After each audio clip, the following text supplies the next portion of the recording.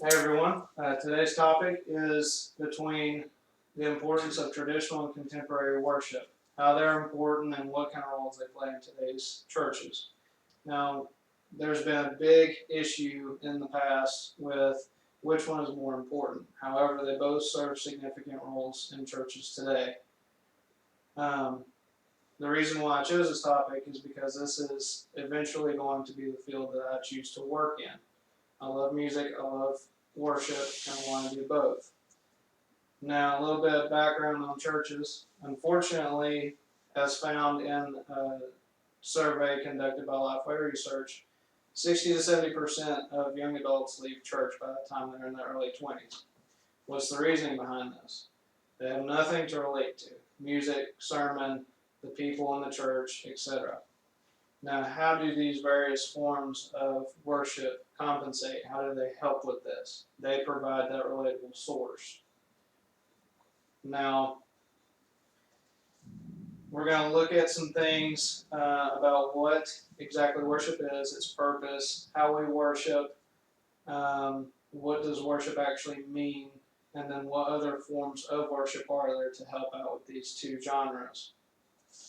First point, what is worship and what is its purpose? Well, each serve a dynamic purpose within a church.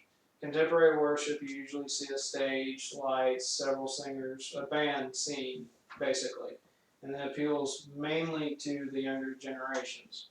In a traditional setting, you'll see a choir director, piano, organ, kind of stereotypical ideal of worship. Okay?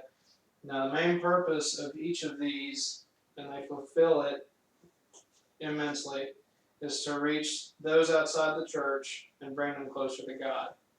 Now, in April Vega's article, Music Profane and Sacred, she presents what kind of worship this actually is. And she defines it as a heightened sense of spiritual awareness. Okay?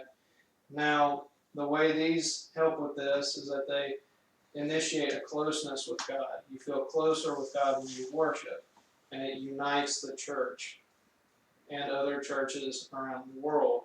When you worship, you become united as one. Okay? So, what exactly does worship mean? Well, in a study done by J. Christian Pratt in his article Worship Wars, he says that worship is to be spirit-led, not human-led. The only way to salvation is through the Spirit, the receiving of the Spirit and the acceptance of the Spirit. Okay? Now, another thing that it doesn't mean is a topic presented in Exodus 22 through 6. Anything of this world is a false idol, meaning if you worship certain physical things, you're worshiping false gods. God is the only true God, and He is the only one deserving of worship. Okay? So, and again, what worship really means is to glorify God's majesty and His significance, as seen in 1 Chronicles 16, 23 through 31. Now, you may be wondering, how do we worship? Well, there are several things that you must do in order to fully get the experience of worship. One, allow yourself to be open to the service. And in doing so, you must also be vulnerable to the Spirit. You must be respectful of others around you, and you also have to get into it at the same time. You can get into the worship service without disrupting others during their time of worship. You also need to understand why you're there. You're not there to goof off with friends, you're there to praise God. Okay?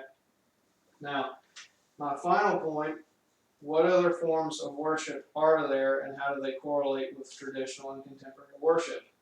Well, you can be driving down the road and you can be listening to a Christian station, worshiping that way, because you're praising God at the same time. Even though it's not a stereotypical worship setting, you're still giving God praise by singing psalms, so to speak, to Him.